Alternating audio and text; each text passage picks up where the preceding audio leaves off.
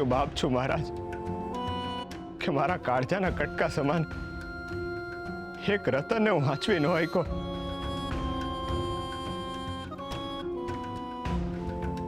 ને મારા જ પગ નીચે ખૂંદી નાખ્યો. એના શરીરની હૂંફ હતી. એને જ્યારે મેં પહેલી વાર હાથમાં લીધો ને ત્યારે મને એમ લાગતું હતું કે મારું હૃદય મારા હાથમાં છે.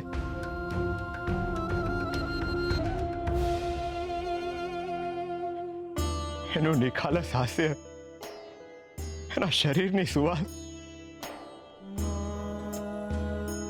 એને જોઈને મને જે આનંદની અનુભૂતિ થતી ને એ પહેલા માત્ર મારા ભાઈબંધ માટે જ થતી હતી. ગોવિંદના જન્મ પછી તો જાણે મારો પુનર્જન્મ થયો હોય ને એમ લાગતું હતું. એને ફરતો જોઉં ને તો મારું કાળજું બહાર ફરતું હોય ને એમ લાગે. એને થોડોક પણ તાવ આવે ને તો એને આખી રાત હિંચકા નાખતો. એની આંખોમાં એક પણ આંસુ આવે ને તો મારા અંગે અંગમાં કંપારી છૂટી જતી હતી. હું હરીને વિનવવા લાગતો હતો કે મારો ગોવિંદ શાંતિથી સૂઈ જાય. એના માટે હું એને આખી રાત હાલરડા સંભળાવતો. એને શાંત સૂતેલો જોઈને મારા આખા દીની થાકેલી આંખોને આરામ મળતો.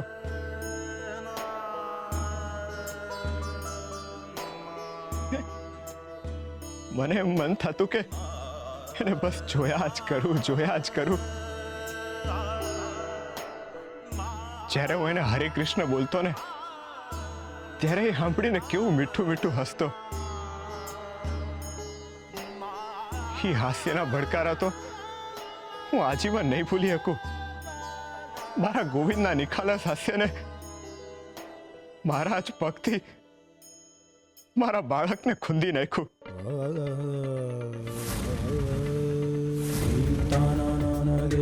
આમ તો જી થાય છે એ હંતી હરીની ઈચ્છા મુજબનું જ થાય છે.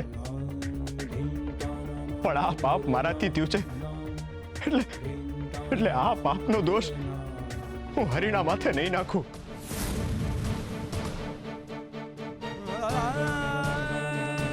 જાણતા થાય કે અજાણતા થાય,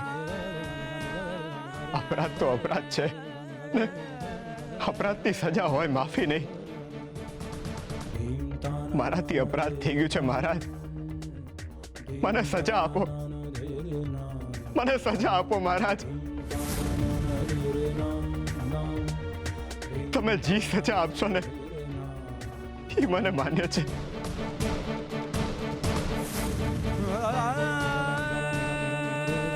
તને અપરાધની સજા માન્ય નહીં હોય તો પણ મળશે.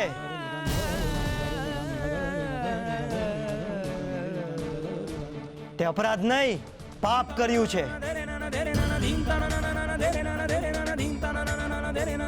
તે તારા બાળકની હત્યા કરી છે.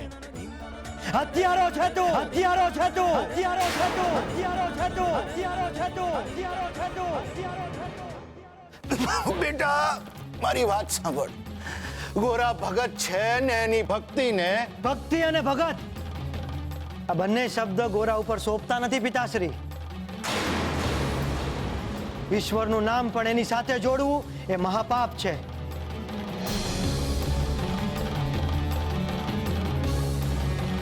અને આ ભગત નહીં ભક્ષક છે.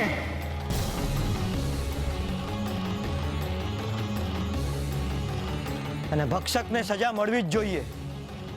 એને સજામાં મૃત્યુદંડ મળવો જોઈએ.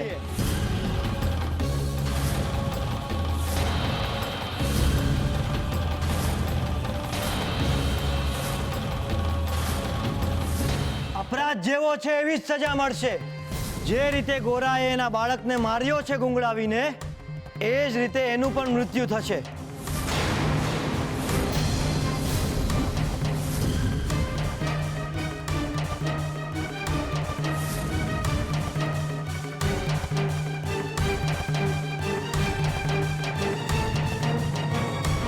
ગુંગળાઈને